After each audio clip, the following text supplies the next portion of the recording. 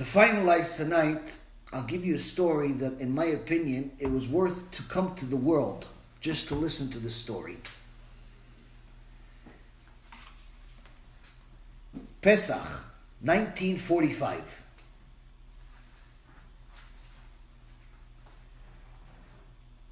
The Holocaust is at its end, but nonetheless, people are being murdered, killed. And Bergen-Belsen,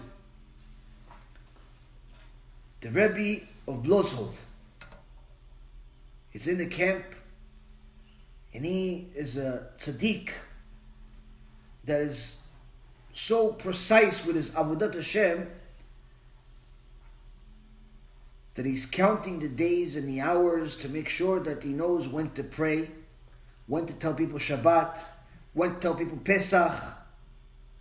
Technically, you're anus. You're in a concentration camp. They're killing people in the middle of the day for no reason.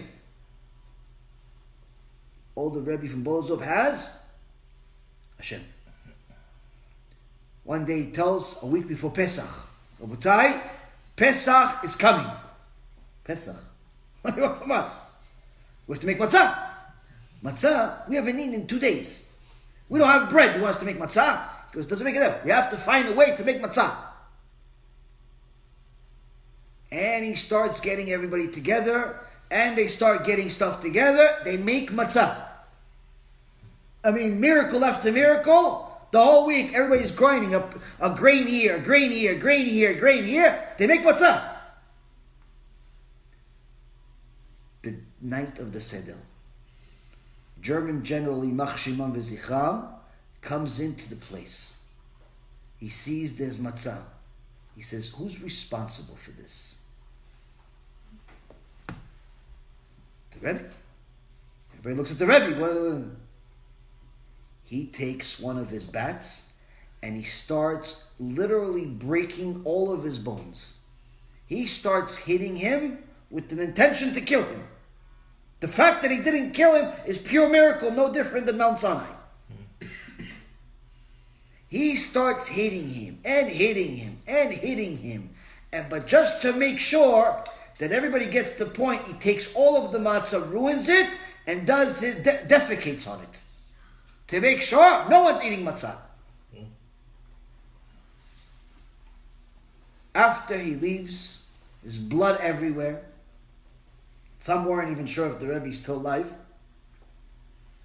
But after some time, he wakes up. First question, is it still night? Meaning it's still the same day. And he said, yes. He said, okay, let's have the Seder. What? Let's have the Seder. Because, Rebbe, you look like you just got hit by a train. He goes, it doesn't make a difference. We're still not absolved from the mitzvah of doing Leila Seder. We have to have Leila Seder. Rebbe, we don't have anything. No, we'll do the Seder. Okay. What are they going to do? Fine, let's do the Seder. What are we going to do? Everybody gets together. Let's start off with what? Kadesh. Do Kiddush. Oh, wine. Okay, wine. We don't have wine, Rabbi. Oh, wine. It's like our blood. Look, Baruch Hashem, I have a lot of blood over here, all over the place. That is symbolic of the wine. Uchatz. Wash. Oh, look, also the Egyptians, Baruch Hashem, the Nazis, same thing. Baruch Hashem, all of us have blood on us. That is symbolic of Uchatz. Karpas.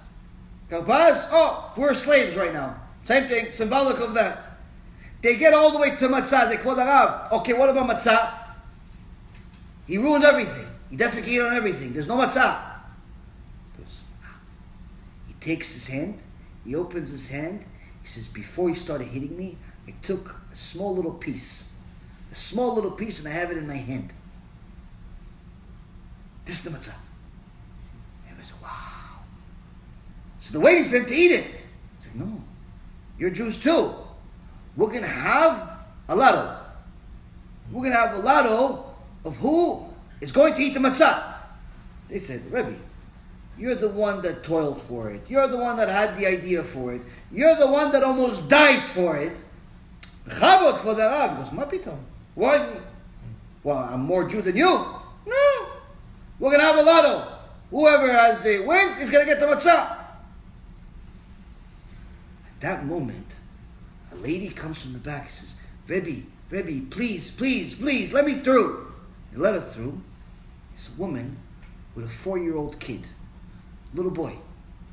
She says, Rabbi, you see, my son, his whole life he's here in a concentration camp. He's never celebrated Pesach. This is the first Pesach he ever celebrated. Now, if you let him eat the matzah, then he will have something to remember as Pesach. And that's also a mitzvah of teaching our kids. The Rebbe says, you're right. 4-year-old little baby, he gets the matzah. And that's what happened. Some time passed. The Rebbe of Bolazov left, went to the United States, started a small keilah, grew little by little. One day, a woman comes to the Bet Midrash. She's asking to speak to the Admor, to the Rebbe of Bolazov. He said, I'm sorry, ma'am. He doesn't speak to women one-on-one. She starts hysterical crying. She says, I need to speak to him. I don't have anybody else. I went through the Holocaust. I lost my husband. Please. They go to the rabbi. Say, Kvod Harav, I don't know, this woman is crying. Oh, a Jewish woman is crying. Bring her up right away. Oh, Kvod Harav, they bring her. She says, Rabbi, I went through the Holocaust. The disaster. And after the Holocaust, for most people don't know, the disaster didn't end. There was a lot of problems after the Holocaust. Germans were pretending to be Jews, so you didn't know who was Jewish or not. A lot of Jews weren't exactly doing their best. There was a lot of problems after the Holocaust. So she's saying to him, says, Kvod Harav, all I have my kid. I lost my husband. And now I need to get married, start a new life. But I don't know who I can trust. I don't know if I'm going to get somebody who has some type of trauma from the Holocaust, and I'm going to, I don't know what he's going to do to me, or if he's Jewish or he's not. Can the Rabbi please help me? I can't take any more suffering. He says, sure, I'll help you. He says, I have a list of people, and they're offering me. And I don't know who these people are, but can the Rabbi review the list and maybe just tell me if this is verify who these people are? He says, sure, you have any of the names? He says, yeah, I have one name here. He says, Israel Lifshitz. So, I know him. No, Rabbi, what do you think? Oh, he's a good person. He's reliable. And, you should go on a date with him. Really? Yeah, you should go on a date with him. He's reliable, he's a good person. Thank you, Kvod Harav. I said, listen, meet him at a place where there's other people, quiet place, and get to know him. See where it goes. Thank you, Kvod Harav. I really appreciate it. They set up Shidduch meeting. She shows up to the meeting. What does she see? She's the Rebbe of Bolazov. No, Kvod Harav, I'm sorry. I didn't mean for you to come to the meeting and oversee it that way. No, I know the rabbi is very busy. I don't know, Kvod Harav, you're going out of your way. You don't have to do it. He says, no, I need to be here. Why? Am Yisrael Lifshitz.